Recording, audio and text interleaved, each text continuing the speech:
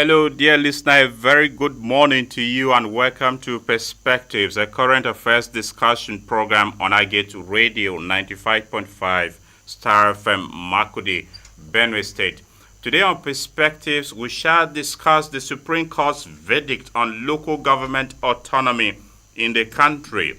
The federal government yesterday in a suit instituted against the 36 state governors flawed all the governors at the Supreme Court as the Apex Court granted full financial autonomy to the 774 local governments in the country.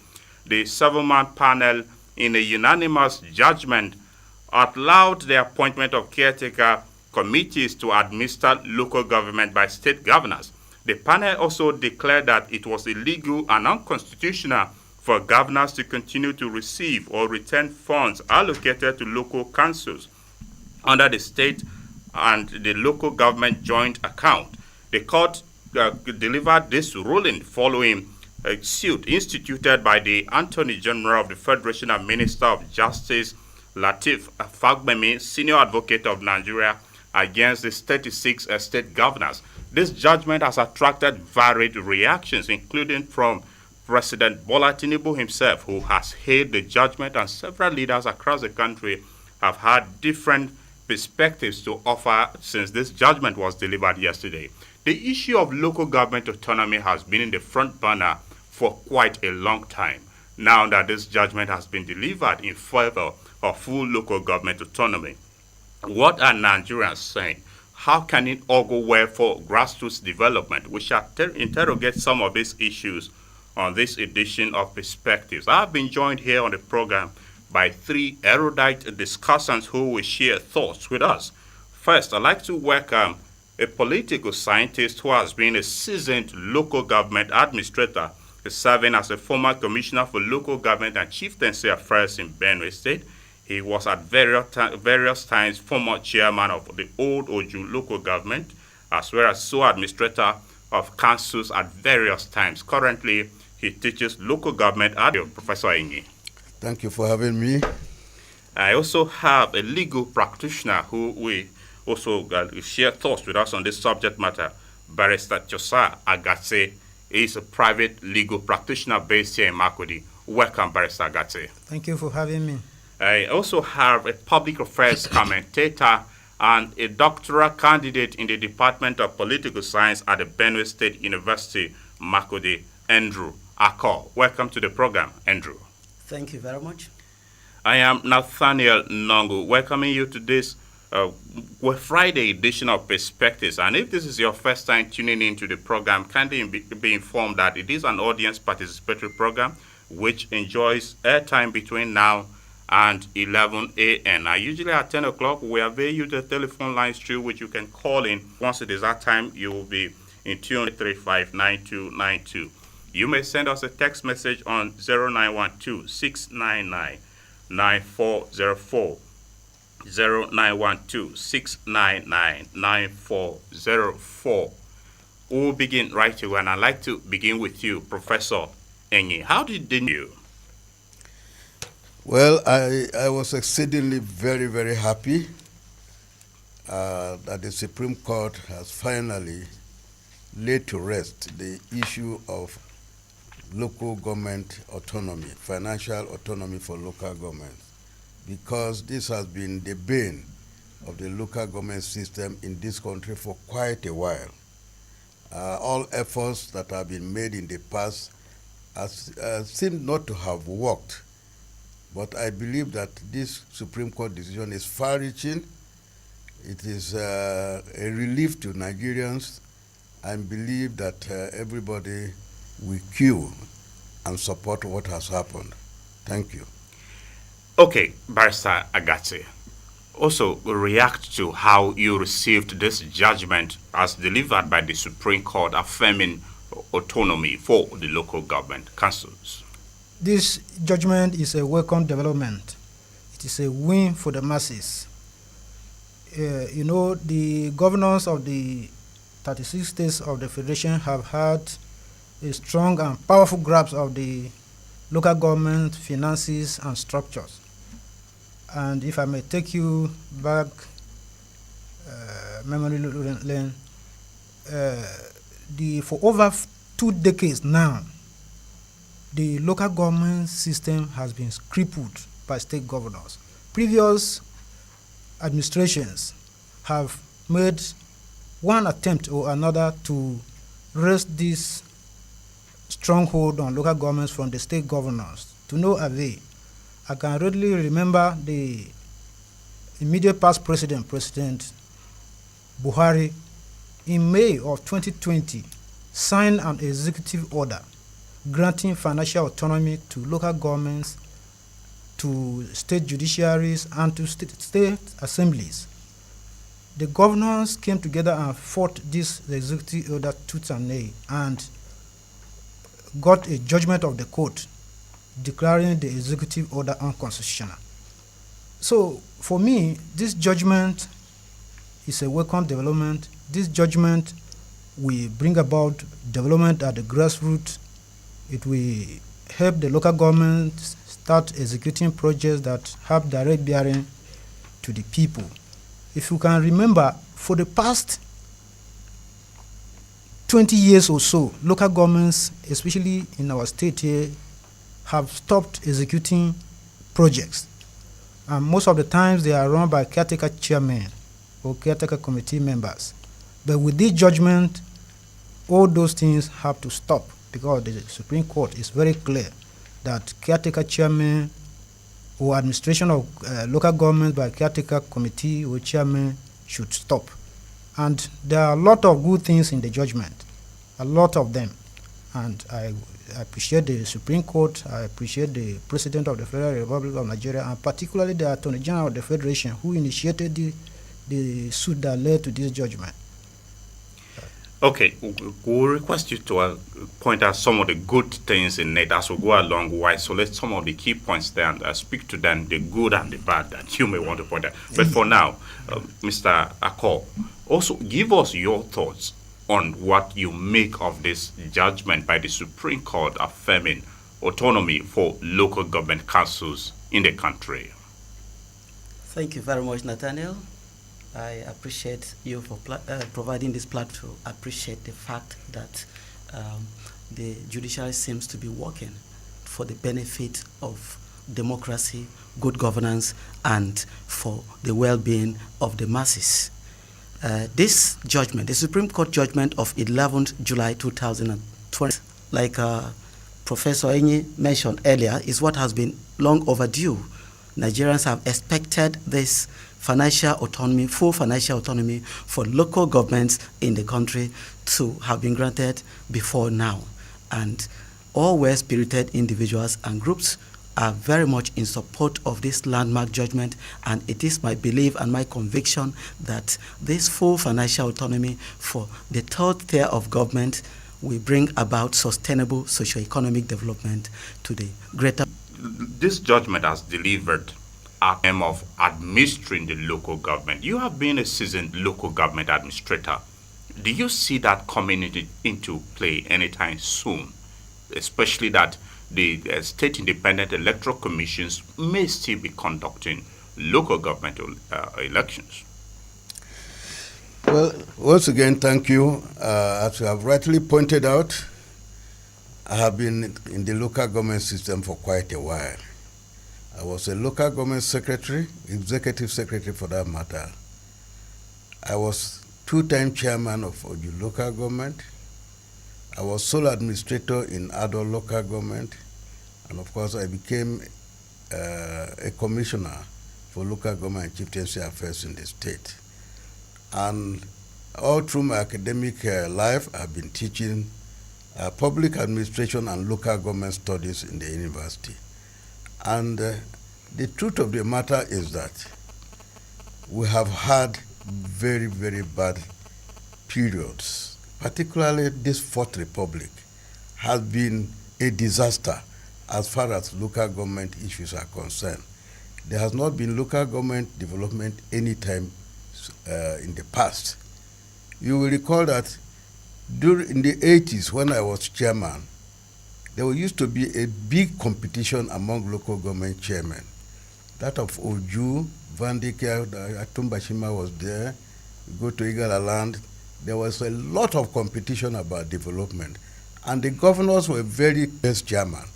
And this was how I became best chairman of the year for 3 consecutive years.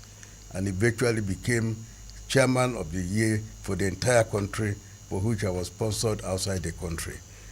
Let me tell you, the use of caretaker committee is the greatest disservice to this nation. The caretaker arrangement gives the governors the opportunity to appoint their stooges, some of whom do not even understand the rudiments of administration. Some cannot even read and write, as I'm talking to you. A few cannot read and write.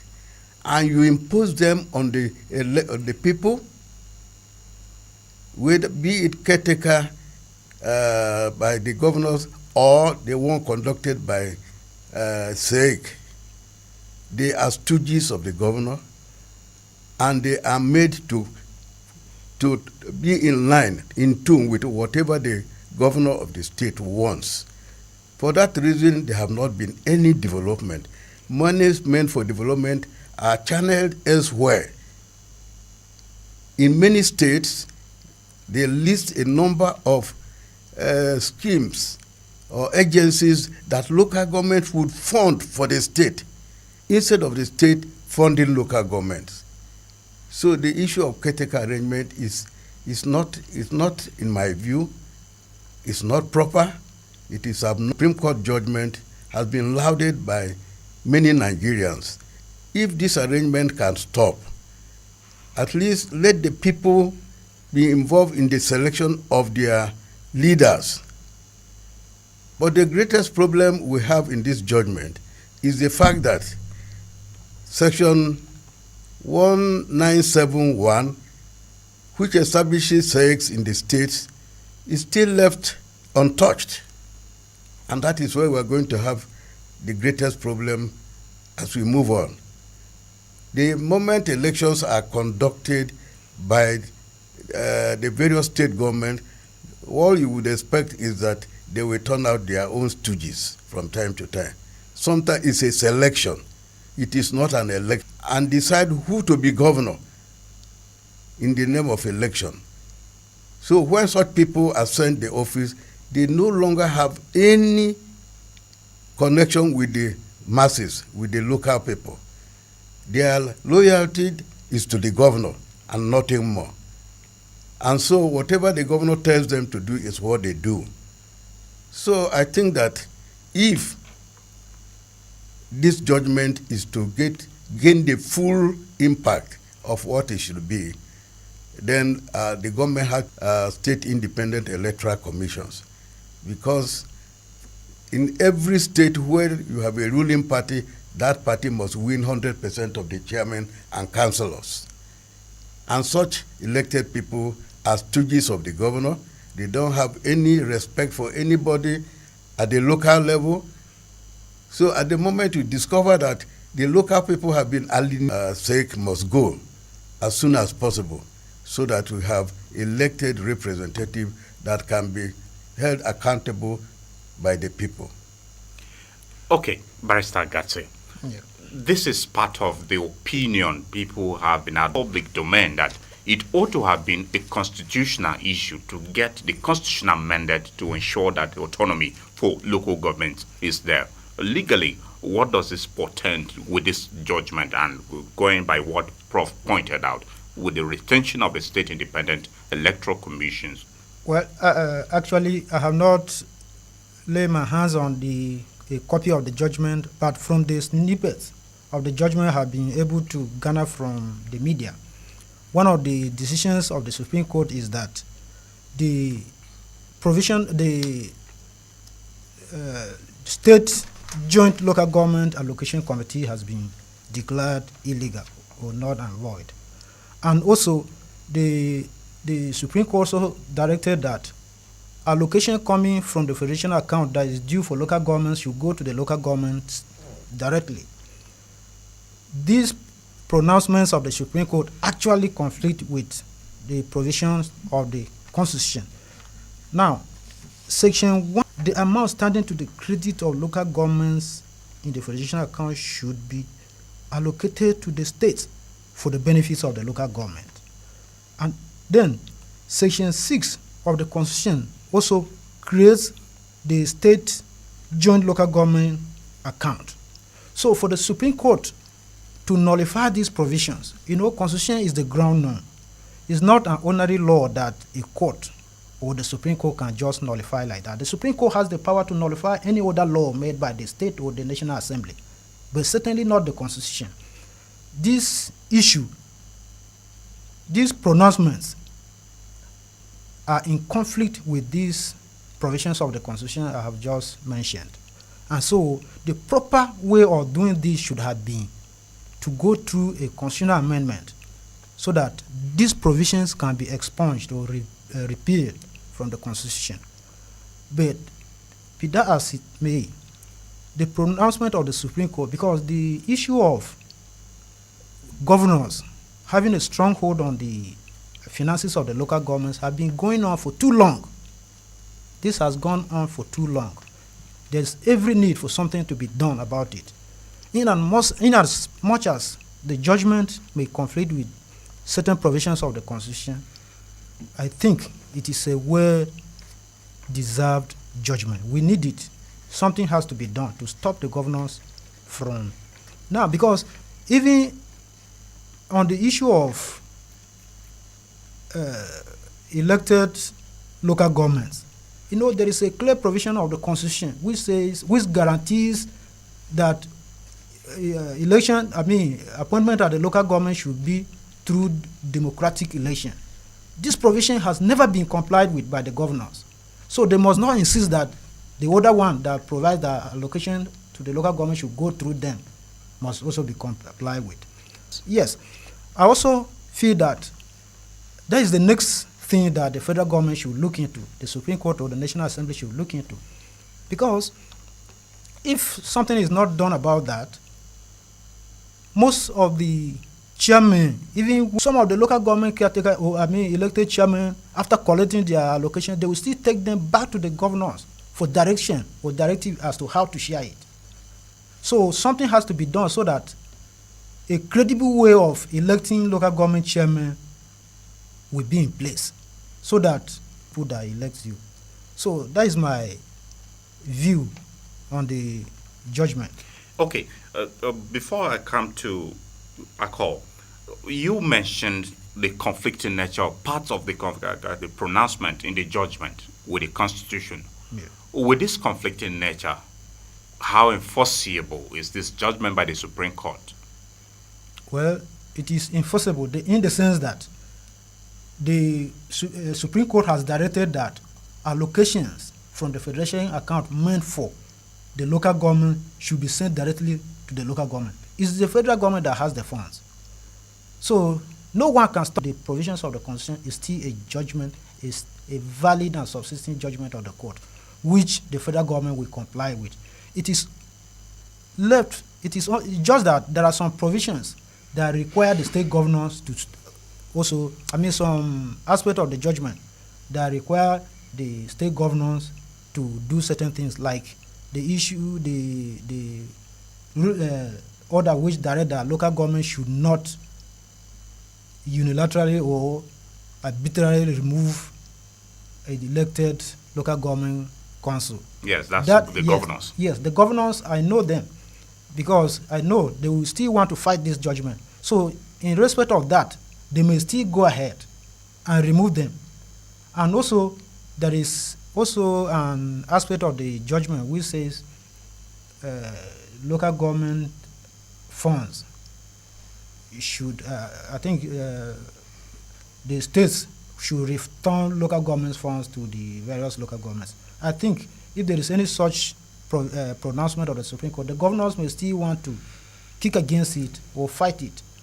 And I'm sure the governors, they may also be trying to find a way of circumventing this judgment. But at least for the order or declaration that allocation be sent to the local governments. I'm very sure that one, they have nothing to do about it because the money is in the hands of the federal government, and the federal government will comply with that. Anyway, when you mentioned that the governors will try to fight the judgment, this is the apex court of the land. One is wondering where they would take the next legal battle to, if Yes. at all there is anything like that. Well, like I mentioned here, that they may not want to comply with it. If you remember, this issue of the Constitution guaranteeing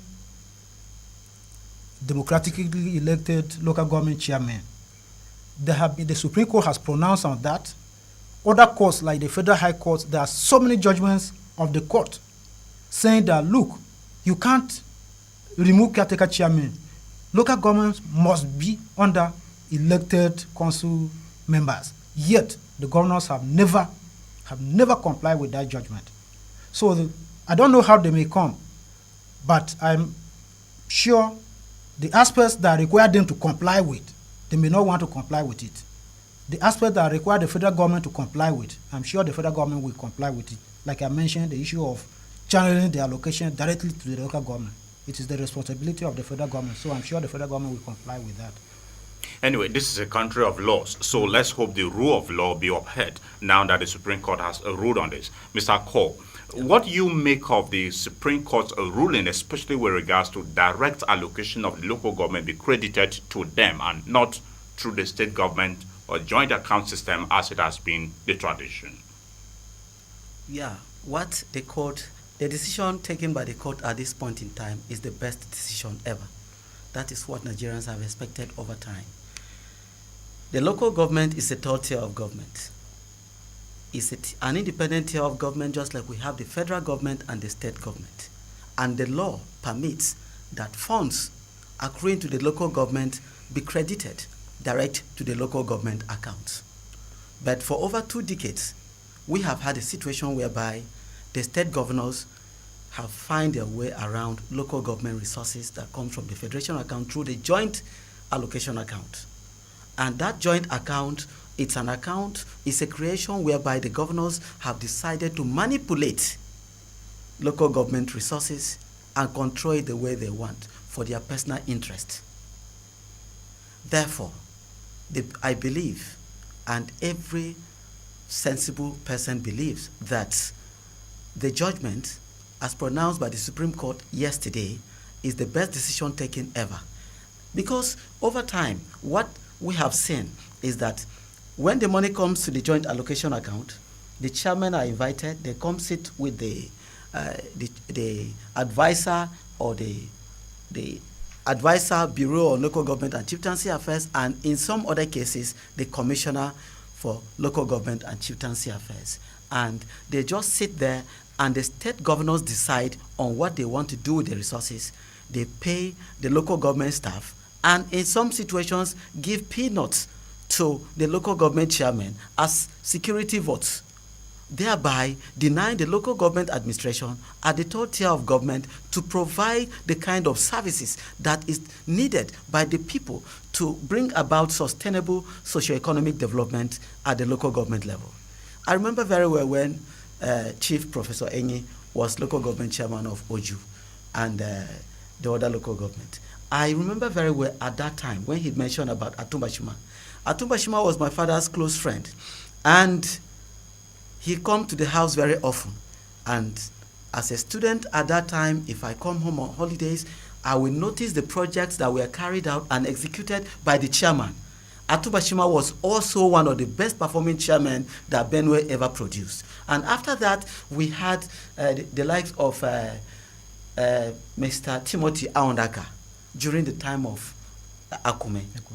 He was chairman at that time, and there was relative local government autonomy at the time he was chairman. And at that time, he was able to do certain things, to carry out certain projects that chairmen after him have not been able to execute. I think the last time that I saw a chairman execute any local government project in my local government, which is Vandikia local government, is the time of Timothy Aondaka.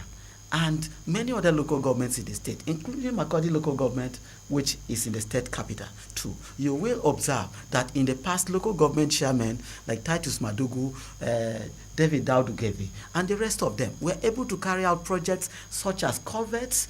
They built bridges, and they had graders at that time that they will use the resources that come to the local government to carry out such projects and open up streets in the local government headquarters and also in other communities, so that farmers who are in the local communities can be able to bring their products to the market where they can sell them and have value for their investment. This was what was obtainable at the time. But at the moment, because of the control of local government resources by state governors, local governments have not been able to achieve anything at all. I believe that it's in the best interest of our democracy that this judgment has come now. The judgment wouldn't have come at a better time than this time. And I believe that the federal government has the willpower, from the body language we have seen so far, has the willpower to ensure that everything that needs to be done, including even constitutional amendment, to enforce this judgment, the federal government can go through it. Because we have gone through other things like going back to the old national, and I believe that full financial autonomy for local government in the 36 states of the Federation and the FCT, it's a much more important issue as compared to the issue of the national anthem, which the National Assembly paid so much attention to. I believe that if the government and the National Assembly is interested in the welfare and well-being of the greater majority of Nigerians, they should ensure that this judgment, as pronounced by the Supreme Court, is enforced, even if it means amending the Constitution of the Federal Republic of Nigeria. Okay. Dear listener, if you are just tuning in, the program is Perspectives on Agatse Radio 95.5 Star FM Makurdi. We are discussing the Supreme Court's verdict on local government autonomy. The discussants leading us here have with me a seasoned local government administrator and a political scientist, a distinguished professor of political science, Professor John Enyi, and also a legal practitioner, Barrister Tyosar Agatse, and a public affairs commentator and a doctoral candidate in the Department of Political Science at the Benue State University, Makurdi, Andrew Akor. These are the discussants we have here in the studio. And later at 10 o'clock, you can participate on the program by calling in on 0814-335-9292, 0814-335-9292. You may send us a text message or a chat on WhatsApp to the line 0912-699-9404, 0912-699 on www.agatseradiotv.com. Also, follow all our social media pages on Facebook, YouTube, Instagram, as well as X, formerly Twitter. All these platforms were there to serve you. Professor Enyi, let me have your thoughts over the comments made earlier by your co-discussants that the governors may want to fight this judgment. The interesting aspect of it is that even including governors of certain states who said they have autonomy in place, all the attorney generals were at the Supreme Court, as defendants concerning the suit instituted by the Attorney General and Minister of Justice. Do you see the governors making such a move, and what does it portend if they should do so? Yes, I tend to agree with my co-discussant that the governors are likely to fight back. If we go memory lane, it has been the 36 state governors taking the federal government to court always. When Obasanjo, I think in 2003, made a pronouncement, of course, went to the National Assembly and was granted monitoring of local government resources and so on. The governors kicked against it, and they never obeyed it. And of course, the nephew, the one introduced by the immediate past President Buhari, under 10, I believe. They equally went to court and they never obeyed that law. But this coming from the Supreme Court, the highest court in the land, as my colleague has said, the federal government will certainly ensure that those aspects which relate to the federal government will be implemented to the letter.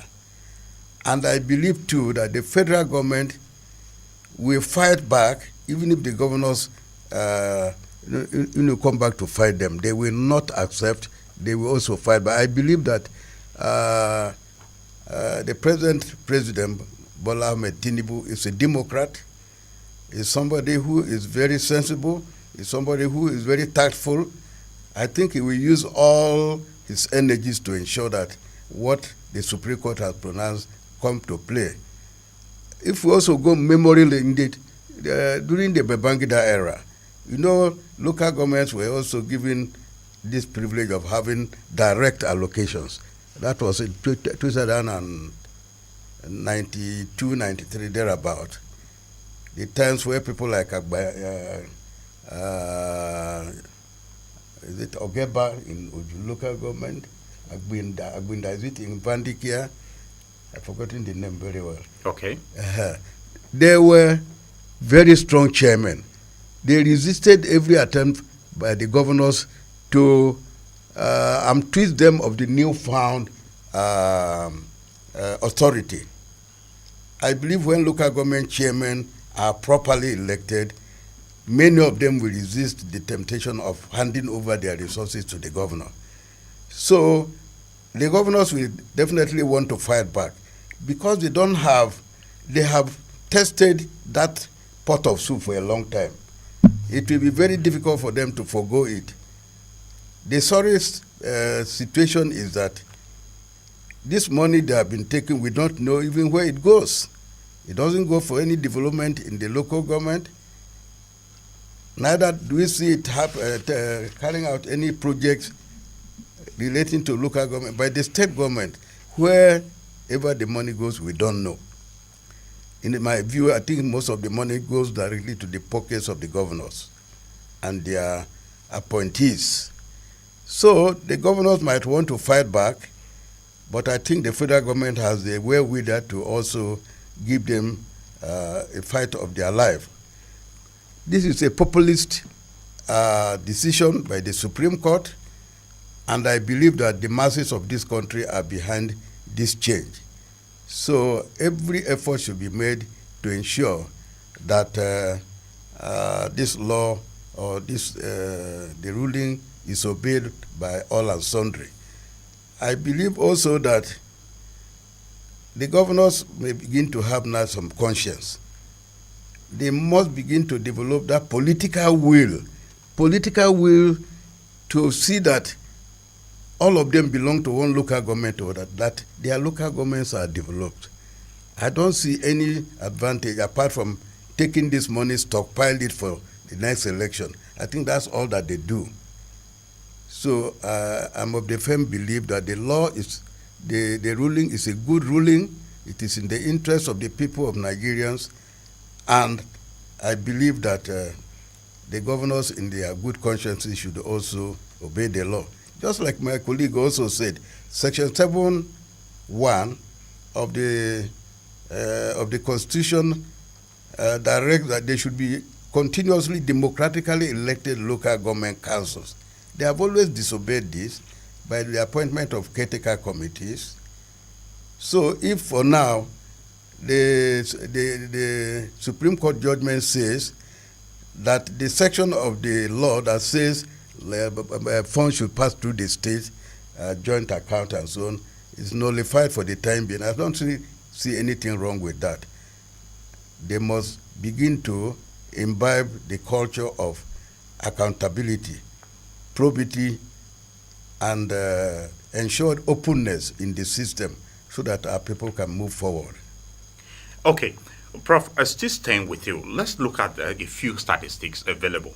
An analysis of the monthly distribution document released by the National Bureau of Statistics indicates that local governments got 2.6 trillion allocation from the Federation account between January and December 2023. Also, the same report said in the first 5 months of 2024, the local government councils have also received 1.2 trillion naira. Yeah. These are funds.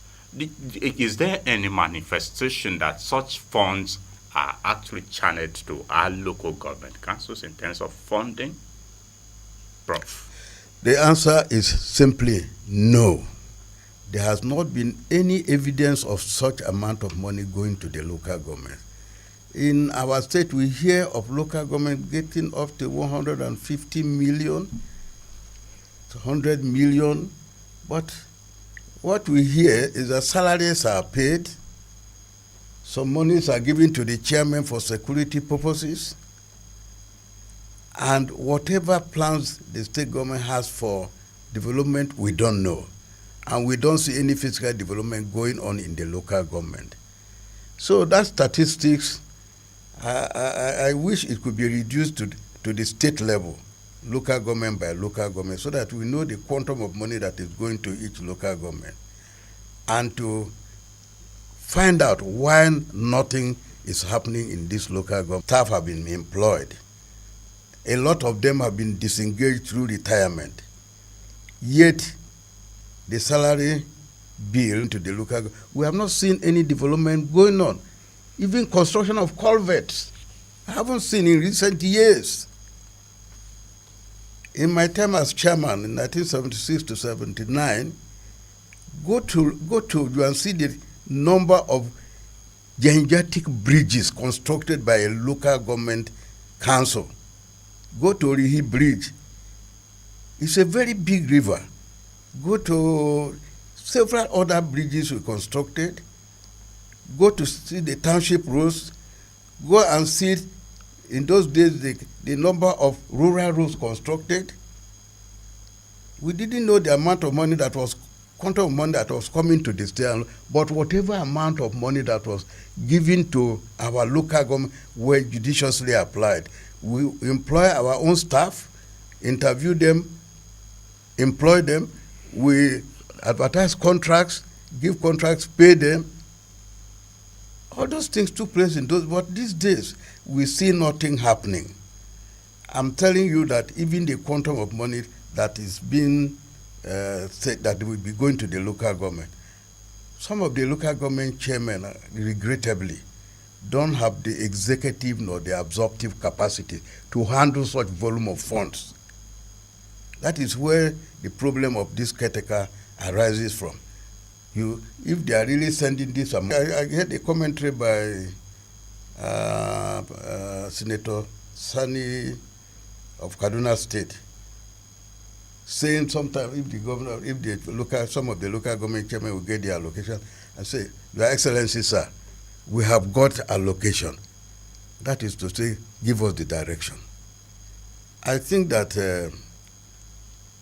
the situation is bad. Nothing practically is happening in across the entire country. Nothing is happening in terms of projects execution.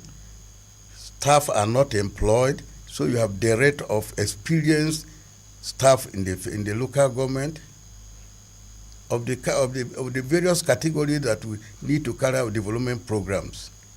Sometimes the state government will talk of executing some projects that are common to all the local government. For instance, building of palaces for chiefs, but we have never seen any palace built in Benue State. Sometimes they talk of a number of kilometers of road in each local government, but we have never seen such roads. Where does the money go there? It's still a very big problem. Okay, Barrister Agatse.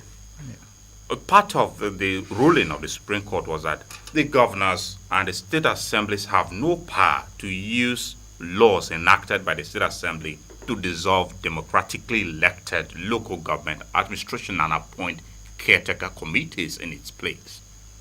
Yes. What is your reaction to this? What is the enforceability of this particular ruling as it concerns existing caretaker committees that may be in place because the court ordered immediate compliance? Yes.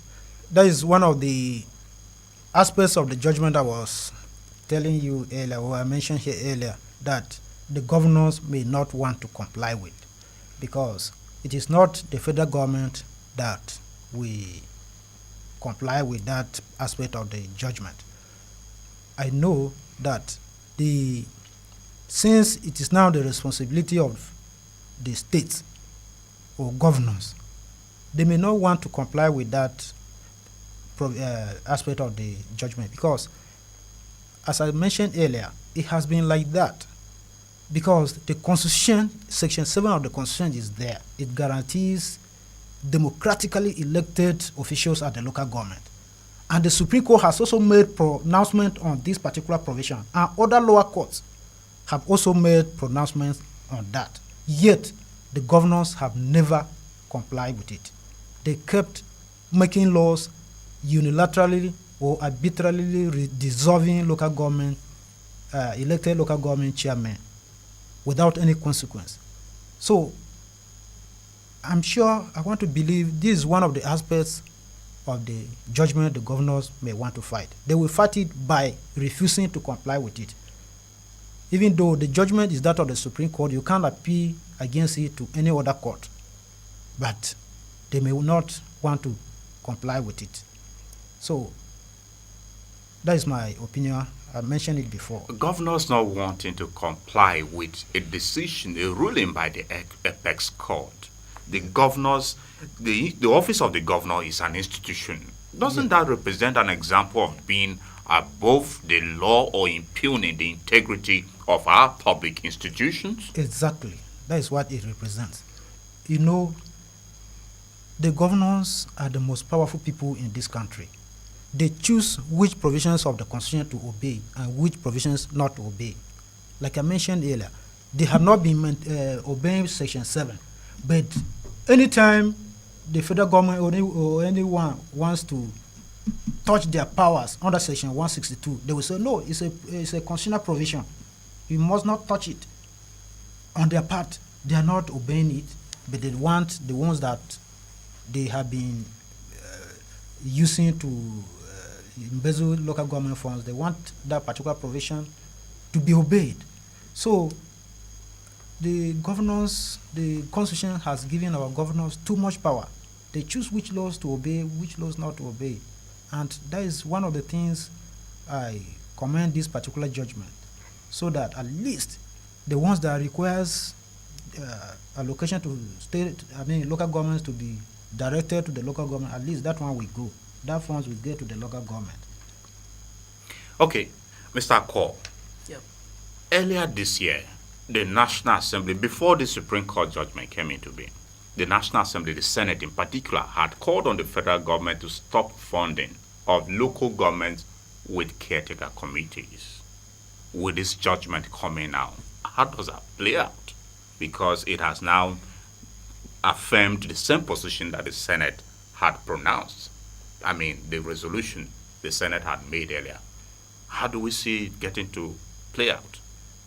I think that the fundamental thing at this point in time is that it means, therefore, that the National Assembly and the government of the Federal Republic of Nigeria is thinking in the same direction. And the masses, too, are also thinking in the same direction.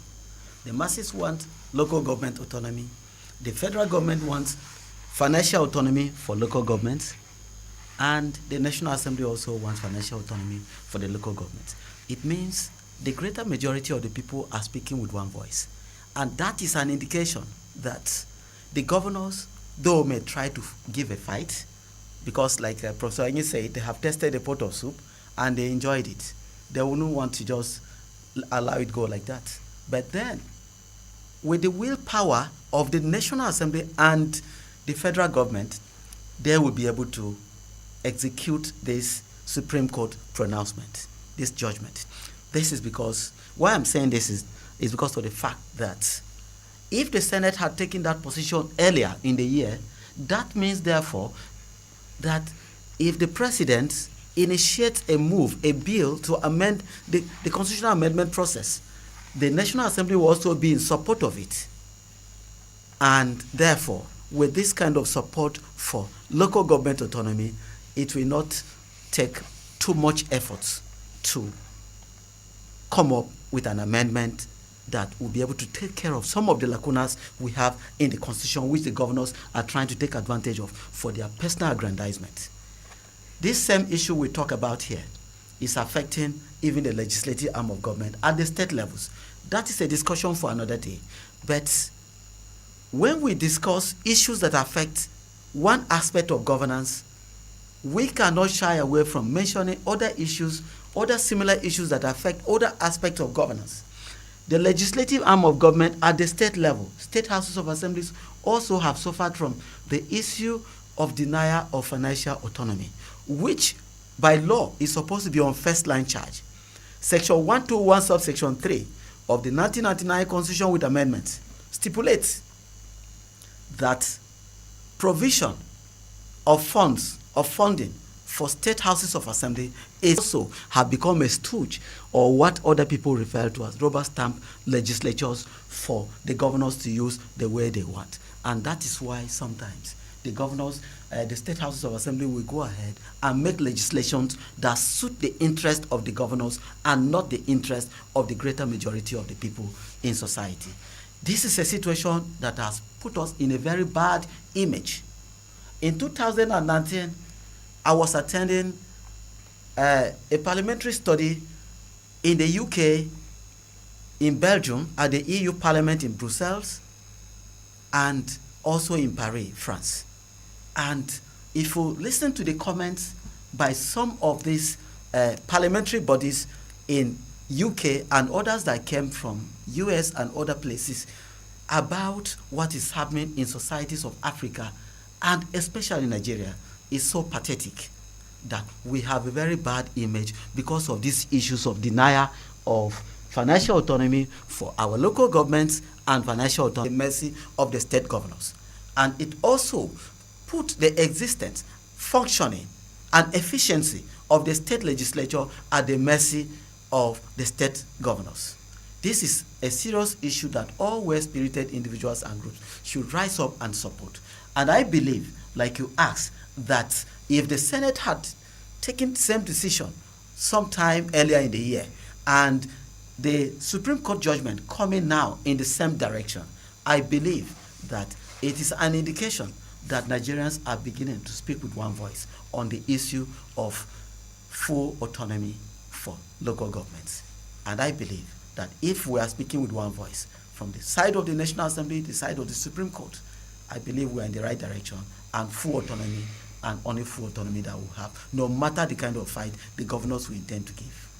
Okay, that's Prof, you're aging to add something. Yes, and also, I will request you to tie it with President Bola Tinubu's reaction to this judgment. First of its kind, we're having a Supreme Court ruling, and the president has come out openly to give a backing to it. Yeah. I mean, since I became politically enlightened, I am getting to know this particular here or experience this particular one for the first time. Yeah. So speak to us, the president's body language. What does he speak? I think that the president, as I said before, is a Democrat, and he believes in the rule of law. He believes in participatory democracy. He believes in grassroots development. That's why he came out joyfully to announce his support for the Supreme Court judgment. I think is a pointer to greater things to happen. The point I want to say is that in spite of all that we are saying about the impactfulness of this landmark judgment, we must bear in mind that there are still a lot of loopholes. There are still a lot of issues to look at. I had earlier mentioned the issue of section 197 concerning the State Independent Electoral Commission. That's one serious issue that needs to be tackled as soon as possible. The other issues are administrative. You know that the state ministries of local government or the bureaus of will still exist. You know that the local government service commissions will still exist. You know that the Office of Auditor General of Local Government will still exist. All these people, all these agencies of government have one thing or the other to do with the local government system. Through these administrative channels, there are likely to be a lot of infringement on this well thought out court decision. But like I said before, it takes two to tango. I believe that the governors or the state government should now have the political will. Political will is very important. They should have the political will to devolve power to the local government. If that will is not there, things will not work well.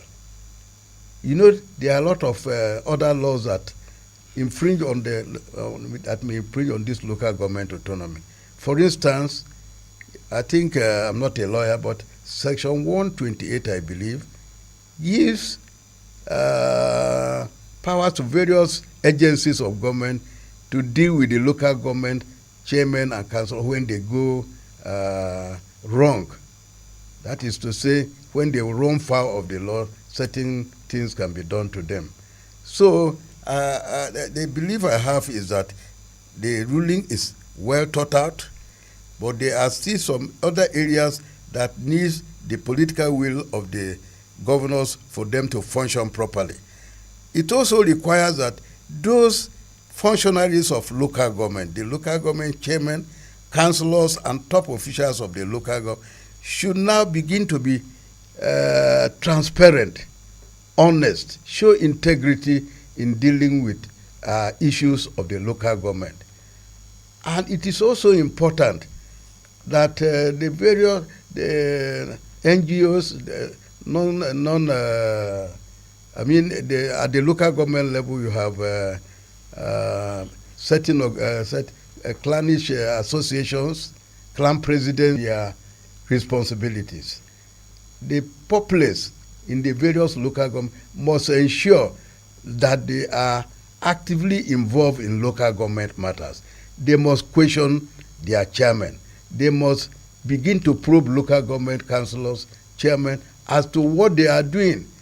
In the past, it has been nonchalant attitude. Nobody cares. But with this, with more money going to the local government now, the local people should show greater interest in what goes on in their local government. They should act as watchdogs in the system, so that if they see their local government going wrong, they should question them. Okay, we are going to be talking quite extensively on that as we go along. 92 0814 335 9292. Once you connect with us, we'll be interested in knowing your name and where you're calling in from. Then make your submission very brief. Also, send us a text message or a chat on 0912 699 9404. 0912 699 9404. Keep your text very short as well. You may follow us on our social media pages on Facebook, YouTube, Instagram, and X, formerly Twitter, and all these platforms. We are there to serve you. Hello, good morning, and welcome to Perspective. Presenter. Good morning. Yes, good morning to the team of your professional people they're talking there. I am Engineer Sunday Akbar, calling from Donbak, Makodi. All right, good to have you on the program, Yeah, Sunday. thank you very much. I listened to the submissions very well. The professors, the barrister, and the rest, they have given a very good account of their knowledge of the local government. I agree with them in total, and I also welcome the landmark judgment of the Supreme Court. But I have some issues. One, the barrister mentioned is the conflict with the Constitution. How is it going to be resolved? Number two, one of the contributors there mentioned of the change for the new national anthem to the old one that was done very quickly. That was not a constitutional matter. If they are changing constitution, you know it has to go to the 36 states of the federation, the House of Assembly. They also have to give their assent before it is made law. It's not the same thing as changing the new national anthem to the old one that they did. The National Assembly just said there without letting that they did it. So now, they said that they will give money directly to the local government and those that are under caretaker will not get the allocation. So if they are sending that money down, some of the local government in the country are under caretaker, and they deny them this fund now, what will happen to the local governments that their salary going to be paid? And for the new elected local government council to be instituted, it takes a time. If it's the state electoral commission that is doing it, if they say these are caretaker, just like the presenter just made their point, the election by the state electoral commission is just like the caretaker. They dictate to them and they select whoever is there. So for them to now change the constitution so that INEC would have conduct election in the local government, it's going to take time. So how is that situation going to be resolved? How would the local government under caretaker now be denied? How would their staffer be paid if money is not to go to get to them? And how will INEC conduct election in local government? How will the constitutional amendment be done so quickly? Because it has to go to the 10 states. The House Assembly for approval too. Okay. So that is my challenge. So I want the team there to address this situation. Okay. Because we are happy now with the judgment, but it's not as straightforward as it is. It's going to cause some other problems. Like I'm pointing out now, let us address it. Let us hear. Thank you very much. Thank you, Sunday. All right. In the interim, the judgment was silent on whether INEC is going to conduct, and that was not part of the relief sought by the suit as instituted by the Attorney General, but we'll address the other concerns. Hello, good morning. Morning, how are you, Nat? I am fine, thank you. Welcome to Perspective. My greetings to the Prof. Thank you, Prof. And the Discussants. Thank you. This is the most progressive. I'm Joseph Akange from Kilometer 6 Boko Road. Okay, good to have you join us. Go ahead, Joseph Akange. Yeah, this is the most progressive judgment of the Supreme Court so far. And Tinubu, I declare him very courageous. Tinubu is a man of courage. And the Attorney General has taken a very bold step to move Nigeria forward. Because with the stomping of the local government, Nigeria was stagnated. The local government has a majority of the people in this country. And if it is not functioning well, that means Nigeria as a whole is not functioning well. And on the governors fighting back, let us not be discouraged. And let us not have fear. They will always fight back. But I know with the leadership of Tinubu and the National Assembly trying to think along the same lines, we will always defeat them. Let Nigerians, all as Nigerians, rise up and support what is good and fight what is evil. What was going on was evil. And it is destroying the foundation of this nation.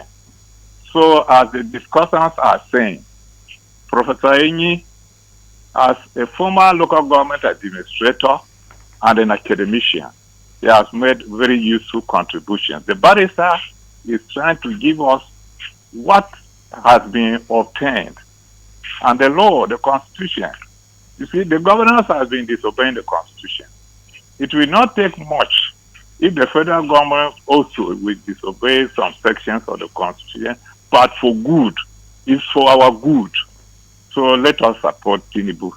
And now, let's support Tinubu for us to move. Autonomy, because it does appear you are hijacking our program to campaign for Tinubu. Anyway, thank you, Joseph Akange, for calling. Thank you, Nat. We appreciate you. We can feel the excitement in your voice that there's a realization of local government autonomy in the country at last, as pronounced by the Supreme Court. Good morning. Hello. And welcome to Perspectives. Hello, good morning. Morning to you. Yes, I'm Kwaza Vincent calling from North Bank, Makurdi. All right. Yes, I greet the guests in the studio. Yes, go on, Kwaza. Let's say the greetings. Go straight to the point. Okay, I want to thank the Supreme Court for the sound judgment they have given.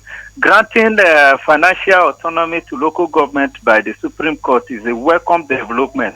It is long overdue since the inception of democracy in 1999.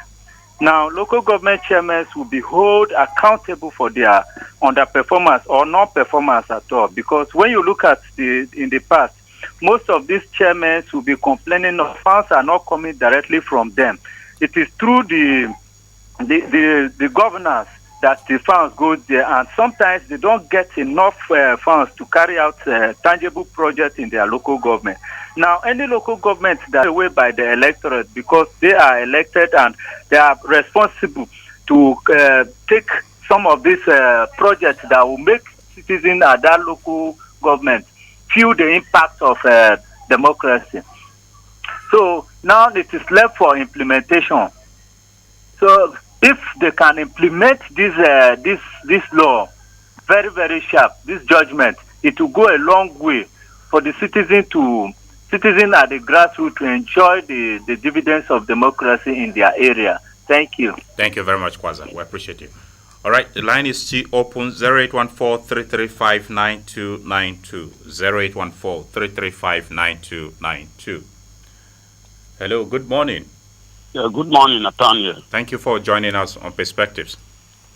Dondove James from Akor in Bok Local Government of Benue State. Okay, Dondove, speak to us. Yes, thank you so much for this program. I salute the courage of Mr. President and then the Chief Judge, those that have supported that local government should be given autonomy.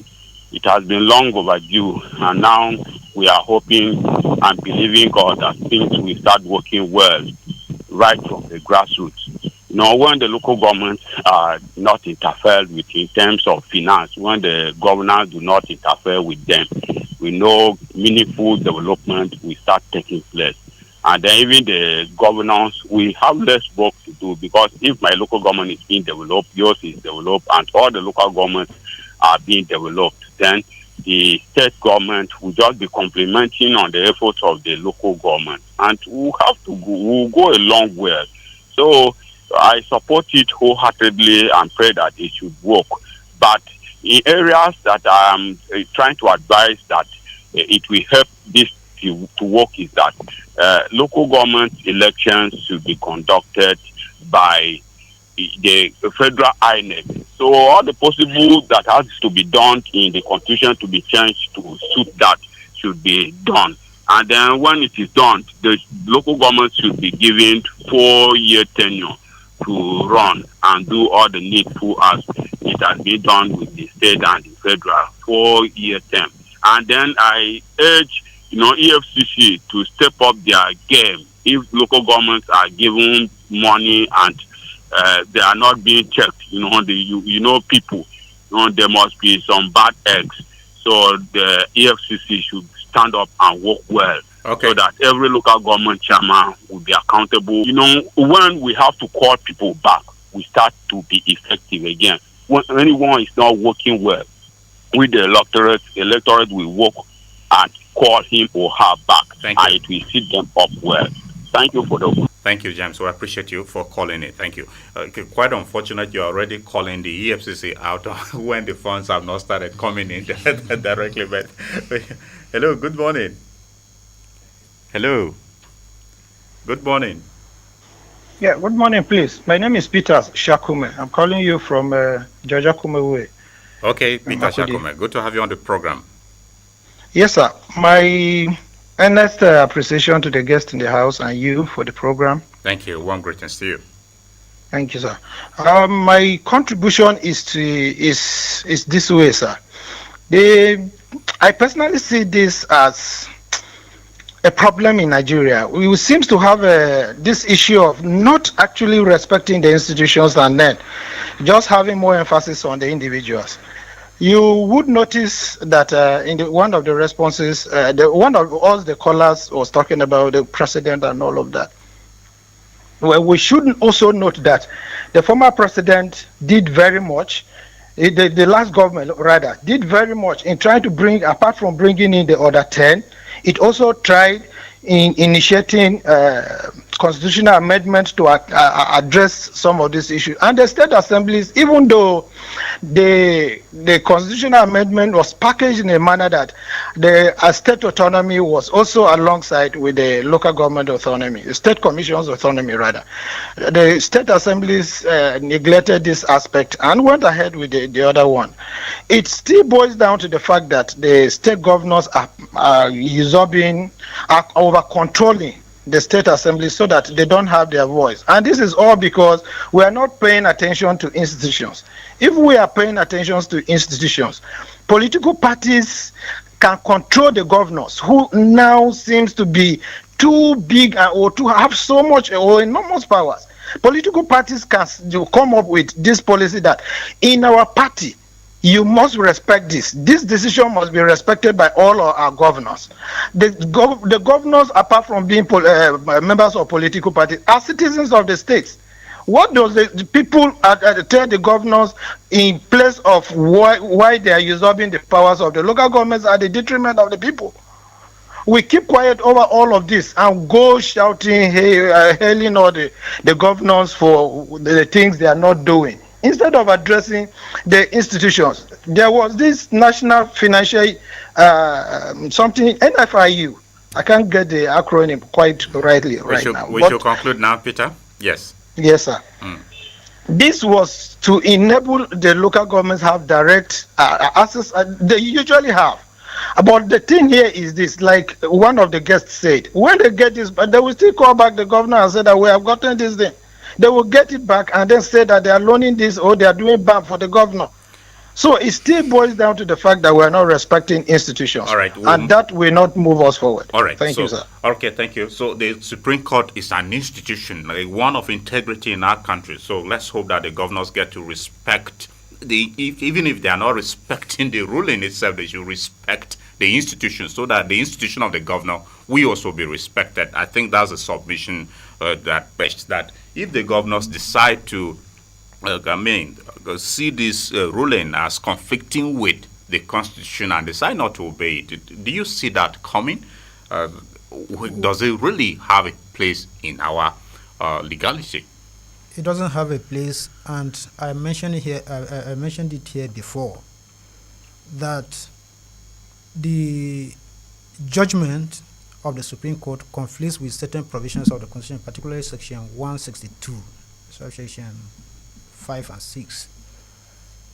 But in any case, it's a good judgment. It's a popular judgment, so we won't go talking about that. But like I also mentioned, that the governors have been disobeying the Supreme Court before. If you remember the financial autonomy of the judiciary, the Constitution also provides for financial autonomy of the judiciary. And there are court pronouncements directing that, look, money meant for the judiciary should go directly to them. But the governors have never obeyed that provision of the Constitution and judgments of the court. In fact, we are lucky in Benue State. It was, I think, in March or so that our governor granted financial autonomy to the judiciary and the legislature. Other states. Our fact checks reveals otherwise, because it has been there with the past administration. The fact check, I must be sincere with you. The present administration only came to re-emphasize it again that it has been there. If we should put that in proper perspective. Okay. Now, all I'm trying to say is that the governors have been disobeying the Supreme Court and the Constitution. So I still believe there are some pronouncements in the judgment that require the governors to take certain steps to carry out certain things. And want to believe that they may not want to do it. As to I think the caller also made mention of how... But good morning. Hello. Good morning, sir. Morning to you. Welcome to the program. Thank you, sir. My name is Mr. Gyro, to all your guests. Warm greetings to you. Yes, this judgment by the Supreme Court, at last, it has finally come. They've been waiting for it ever before now. Now that it has come, the implementation is the issue now.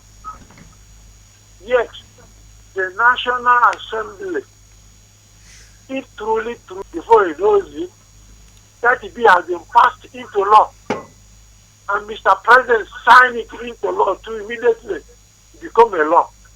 Now we have reversed back to old national anthem. So what am I saying here is that they should go ahead and sponsor a bill so that they should rush it as the order of national anthem and remove local government election from local state government to national INEC.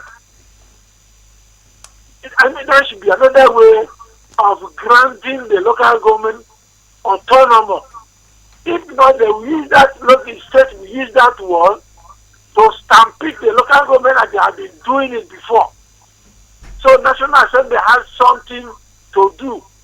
And we, the masses, also will have something to do.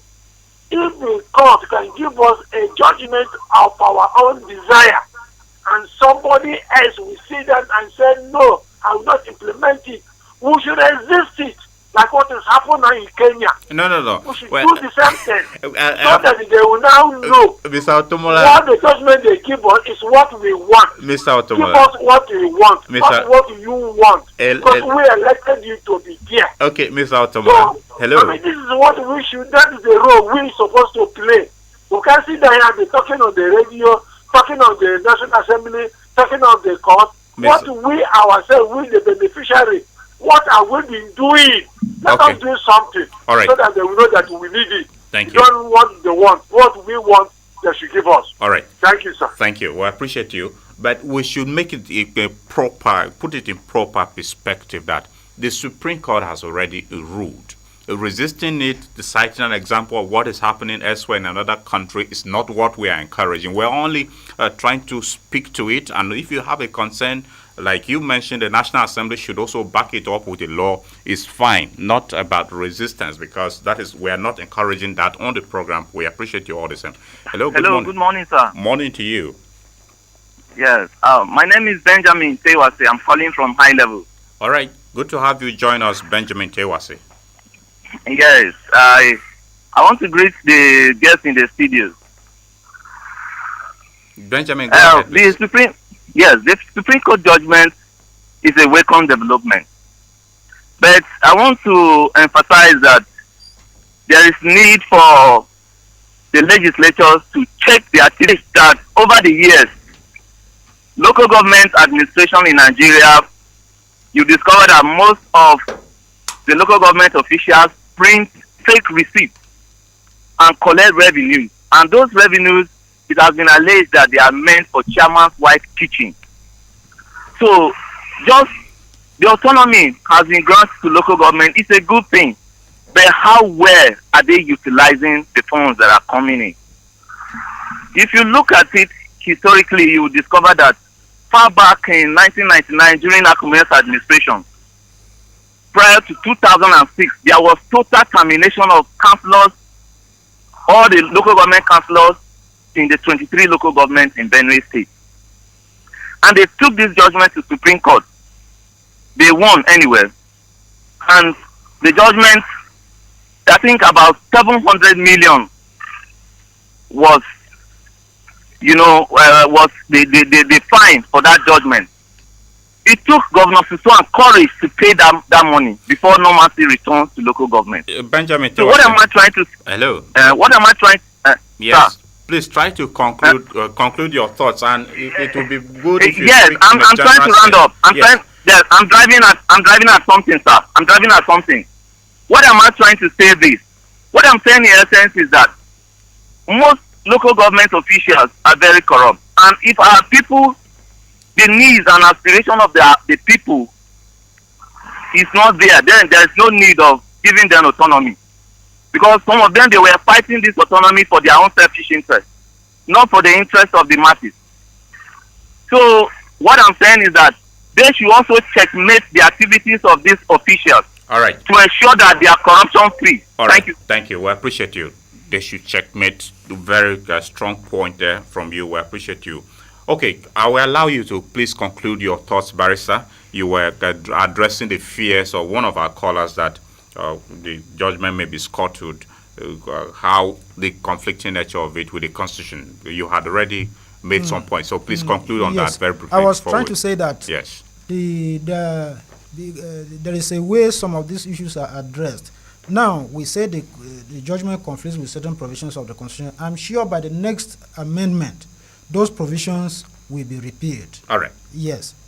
because there is a process for the amendment of the Constitution which that is ongoing. ongoing. It's okay. So, in line with the judgment, the Constitution may be amended to become in tandem with the judgment of the Supreme Court just delivered.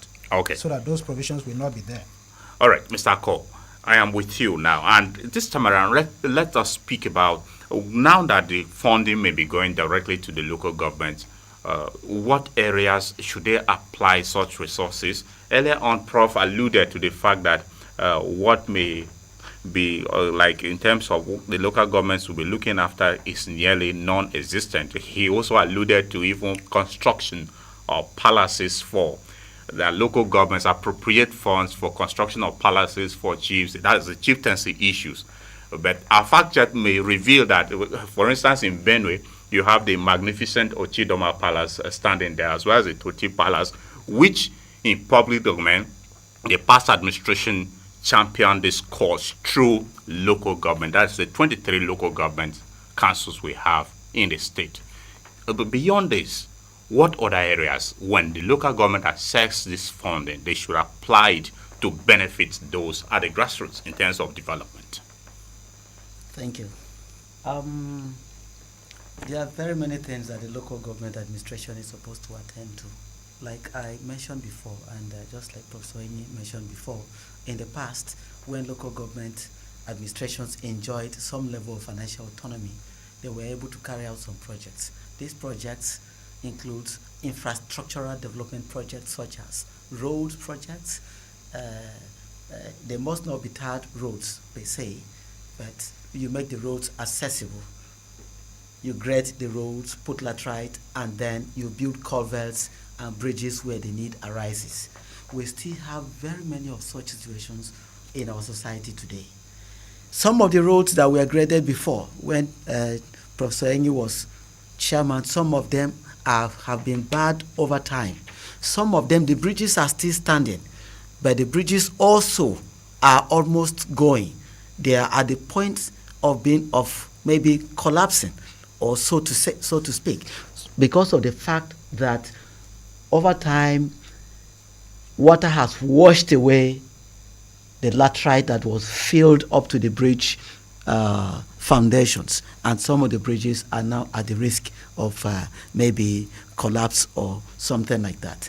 Maintenance of such roads, of new bridges to open up more communities and all of that. And also, in addition to that, to this level of infrastructure, we also talk about investment in terms of education. The State Universal Basic Education Board, working in synergy with the Universal Basic Education Board in Abuja, is working so much on our primary schools. But then, as much as they have done, we still have so many of our public primary schools being on. I believe that the local governments in our society can also channel some of their resources towards educational development, building new schools and building the other schools whereby buildings have collapsed over time and the students and teachers are learning in unconducive environments. They can also channel their resources towards that. Then we talk about healthcare. Local governments can also invest in terms of healthcare to make sure that healthcare is brought to the doorsteps of the people. That is at the primary level, at the primary healthcare level. Yes. Yes. There were some of these healthcare facilities that were owned by the local government and sponsored by the local government. And people in the local communities can go to them to access medical care. That also is very important. So there are so many things that the local government can put money into.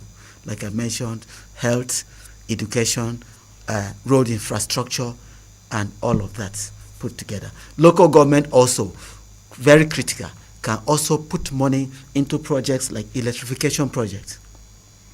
They can extend electricity that is already in the local government, in some, maybe at the local government headquarters, to some other communities whereby electricity is also needed. And when such communities have electricity, that will also reduce rural-urban migration by our people who want to come to the city centers because they want to have better life.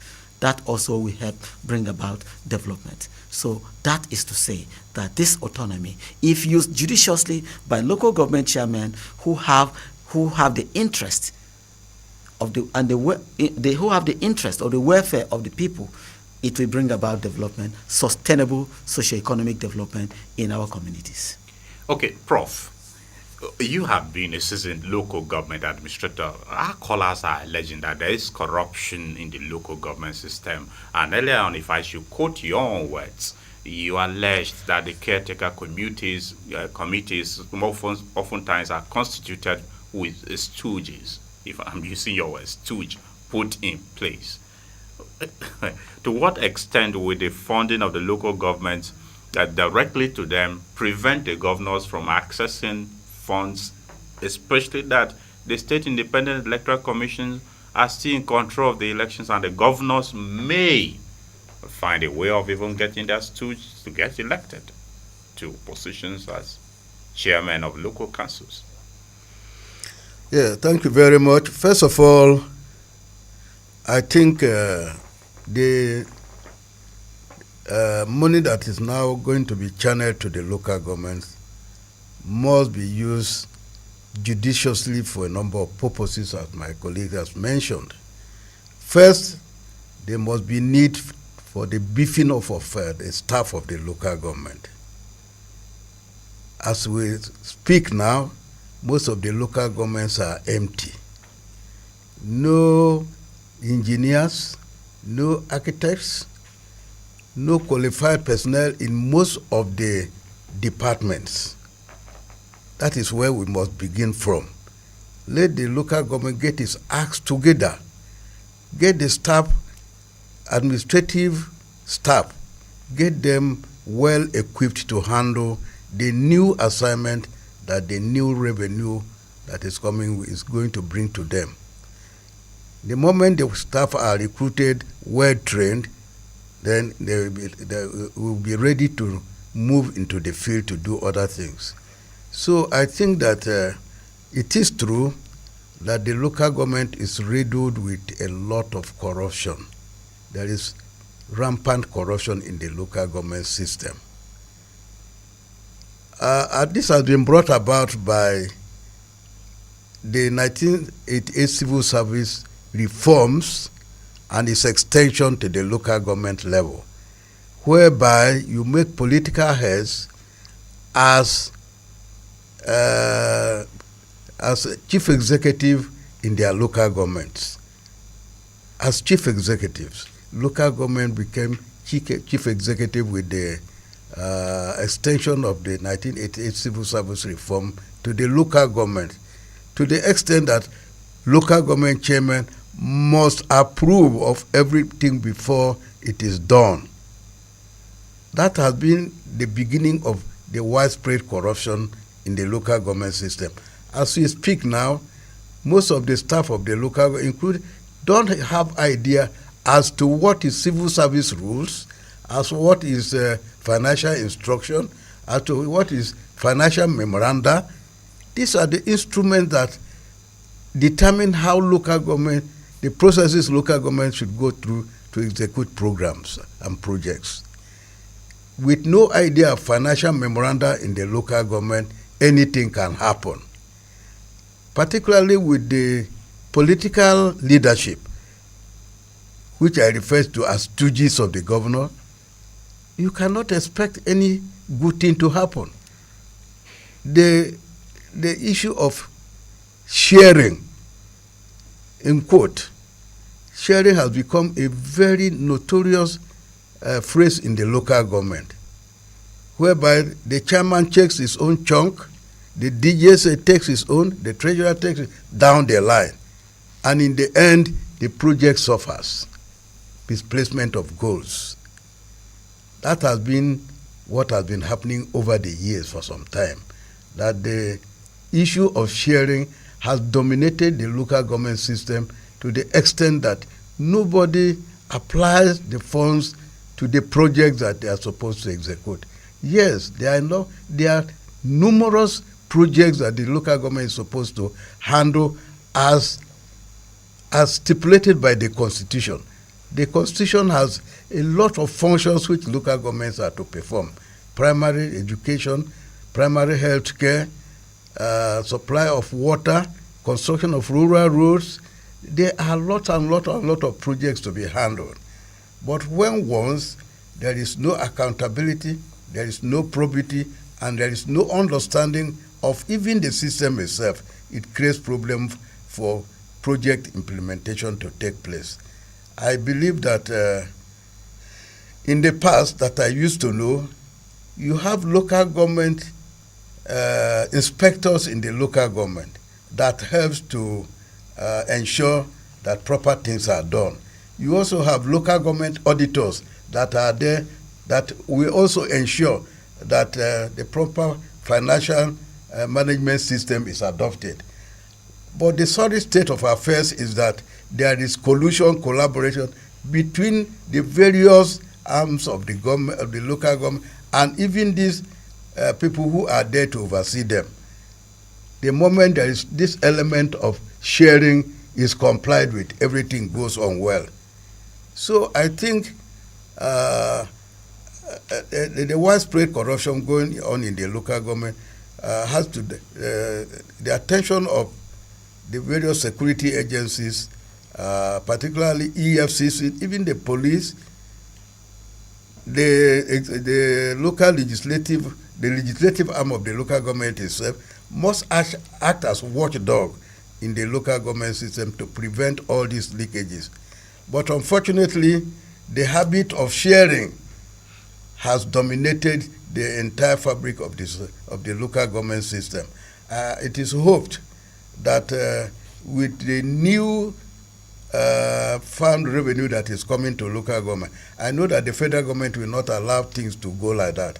I understand that is it next Monday, which is 16, or Tuesday, the president is inviting all local government chairmen in the country to a meeting in Abuja.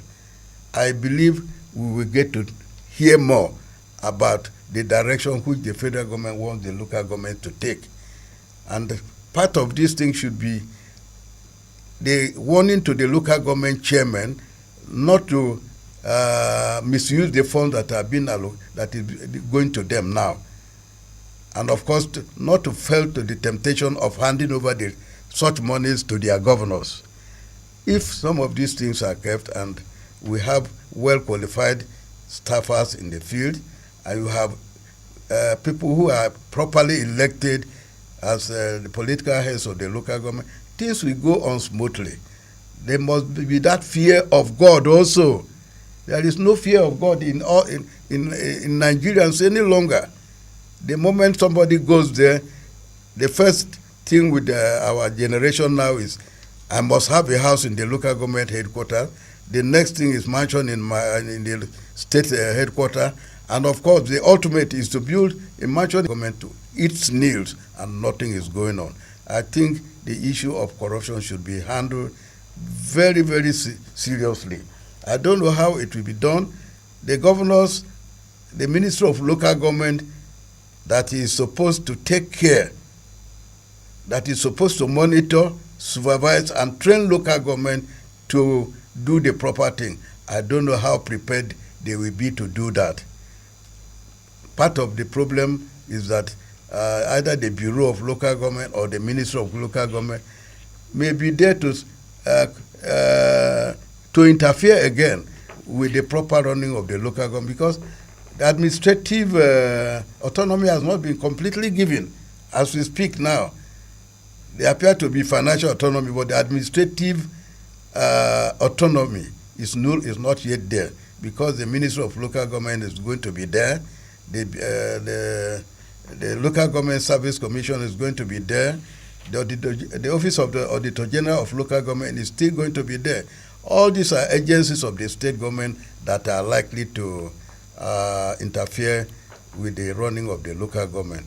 So part of the solution, of course, is the recruitment of political leadership.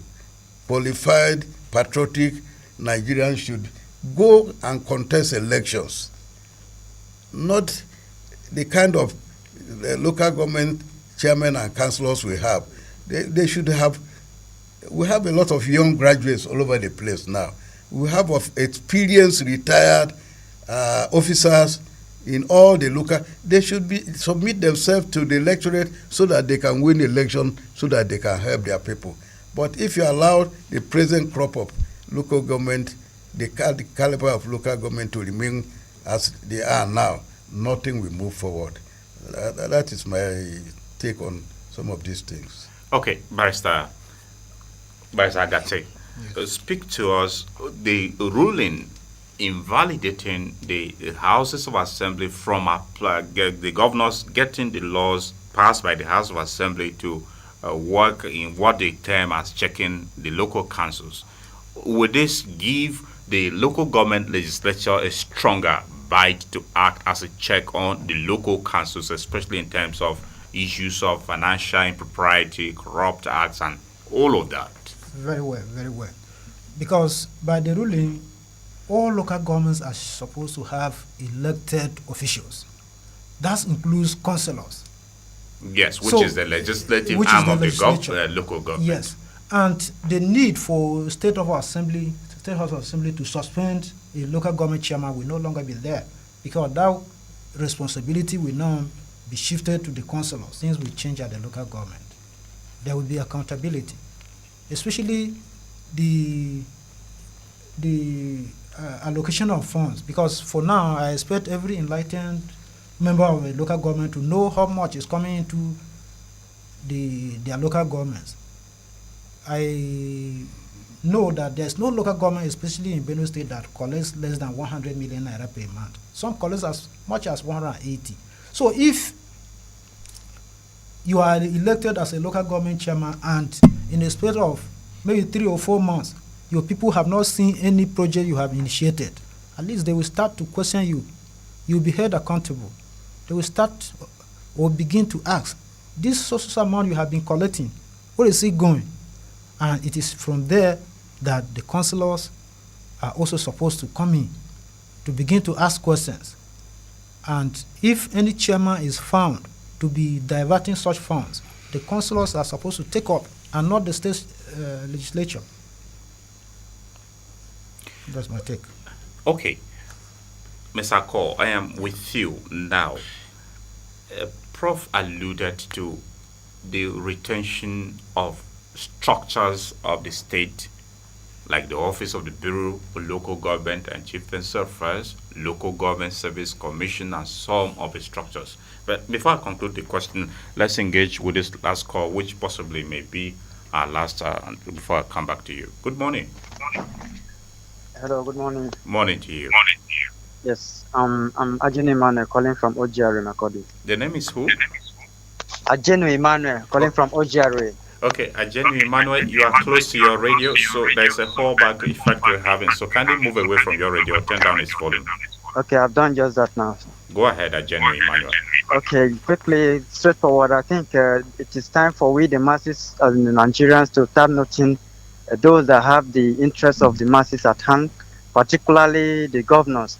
It is also time for us to, note parties that have sent representatives for the interests of the society and those that are fighting for their own interests. This very judgment is a very good one, and we masses of the new Nigerians, it is also time for us to stand up that if this thing is properly done and granted onto the local government chairman, it is also our duty to watch out for the local government chairman and at the same time put the right people that will develop our place and at the same time fight for our interests. So what I'm saying is that it is time for we, the masses, to start noting those that have the interest of the masses, both individually as governors and at the same time political parties that have the interest of the masses, so that when times come for us to send them to represent us again, we'll know what to do then. Thank you very much. All right, thank you, Ajenu Emmanuel. Thank you. We appreciate you for your submission. Okay, Mr. Akor, so as I was addressing with you, the existing structures, local government service commission, and some of the other offices that exist at the state level, which possibly act as a check on the local government. Would you advocate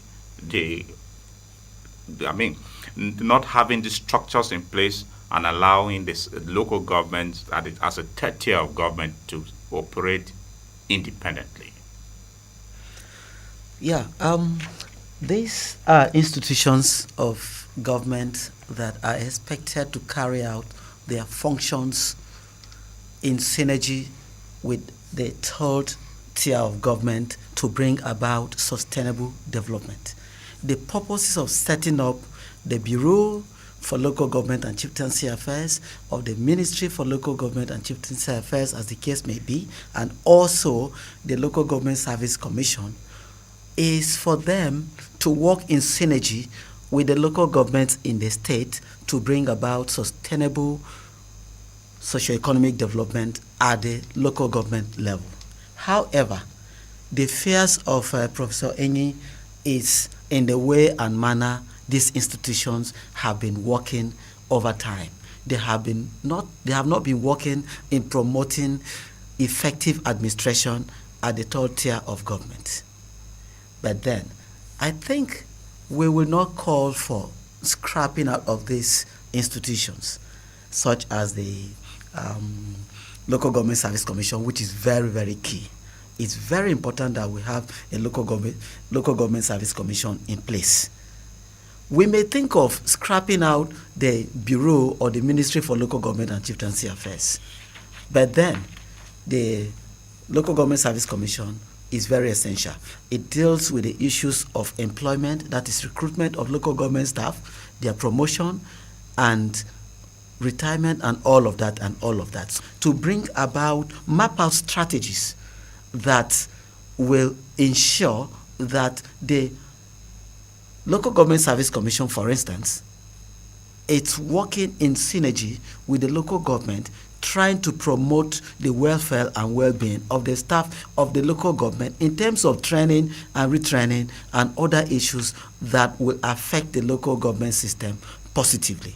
That's what we need to do, to strengthen the institution of that commission, Local Government Service Commission. If there are other things that people in the Local Government Service Commission will want to do from time to time that affect the local government administration negatively, I think these things can be checked either by the state legislature or other arms of government that have to look into that. When such is done, the Local Government Service Commission will work positively to promote the workings of administration at the local government level. And then the people at the Bureau, if the Bureau or the Ministry for Local Government and Chieftaincy Affairs must be there, then there should be checks on the staff of that ministry. What has happened over time is that the staff of the Bureau for Local Government and Chieftaincy Affairs have been working in synergy with the governors to benefit from the system, from that system that they hijacked from the local government administration itself. And now that they are no longer going to benefit like that because the joint account is cancelled, it's no longer there. They benefit when the joint account is held, they are part of the sharing. Now that they are no longer going to share, they will want to bring about other bottlenecks that will affect the effective running of the local government administration. That also can be checked. If we have effective local government chairmen who have the interest of their local government at heart and development of their local communities at heart, then they will be able to say no to the excesses of the directors or the head of departments at the Bureau. And with that, they can be able to check their excesses and then move forward so that the local government system can be effective. Okay, a few messages, and when we come back, we'll draw our concluding words in the next 3 minutes. Good morning, Agatse Radio. ETTV Abraham from behind Federal Low Cost North Bank. Thanks to the Apex Court for the sound verdict. However, the National Assembly should ensure the amendment that will stipulate 4 years tenure for the local government administrators. As such, the INEC should own constitutional powers to oversee the conduct of the local government general election. Local government election, not general election. With that, the leaders of council will be accountable to the councillors. If not, the state government will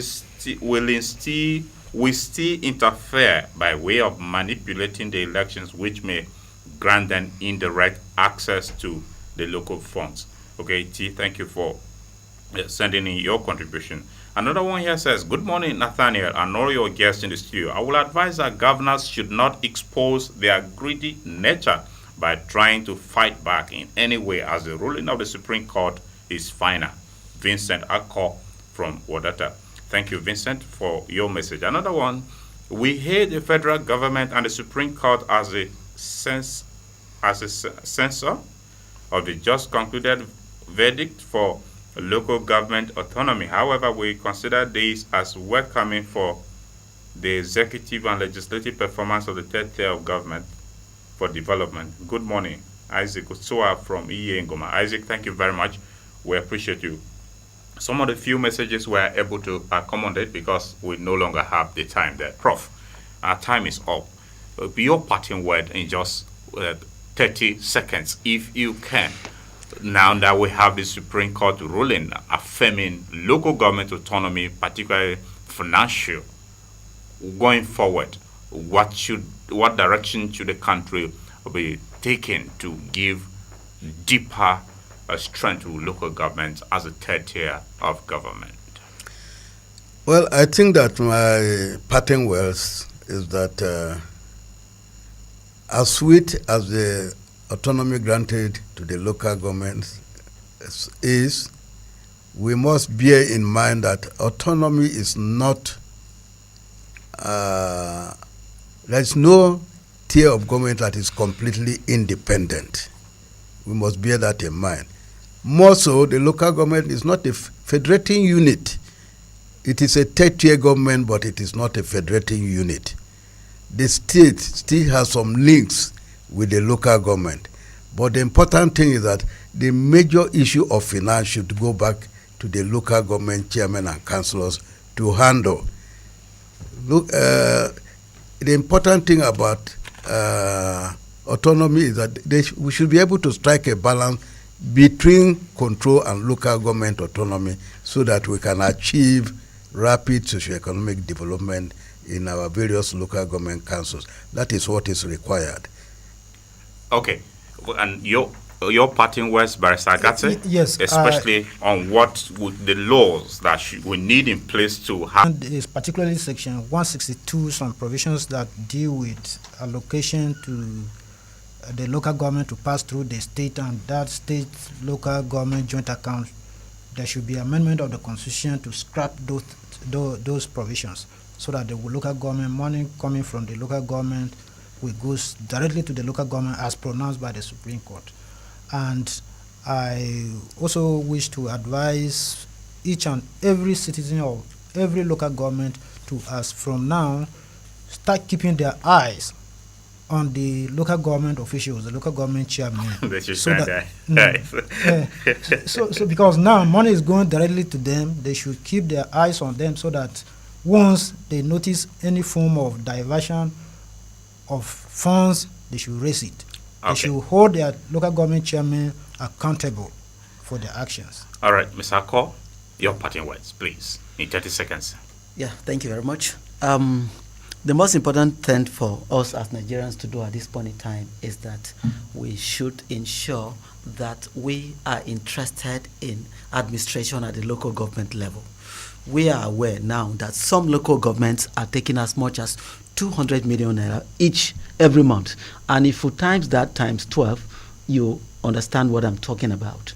At this point in time, all well-spirited individuals and groups should work in synergy with the local government, try to monitor what is done, and try to make sure that the funds are being utilized the way they are supposed to be done so as to attract sustainable socioeconomic development of society.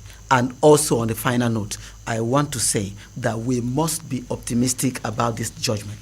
We should not be scared as Nigerians about enforceability of this judgment. This judgment can be enforced. The governors are not bigger than the law, and they cannot claim to do whatever, to continue to do whatever they want to do. Nigerians have decided, and the Supreme Court has taken a decision, and we all must respect it, governors or local government chairmen and whosoever. That would be a fine place for us to leave it on today's edition of Perspectives, which we discuss the Supreme Court's verdict on local government autonomy. I appreciate very sincerely a seasoned local government administrator and distinguished scholar of political science, Professor John Enyi. Prof, thank you very much for coming on Perspectives. Thank you, Nats. A Makurdi-based legal practitioner, Barrister Tyosar Agatse, thank you for your thoughts. Thank you. A public Thank affairs you. commentator and listeners. doctoral candidate in the Department of Political Science at the Benue State University, Makurdi, Andrew Akor. Thank you for coming as well. Dear listener, thank you for your listenership. We cannot thank you enough for always being there. Perspectives will come your way again next week, Monday, with another edition. I am Nathaniel Nongu. Have yourself a great weekend. Goodbye. I'll see you next week.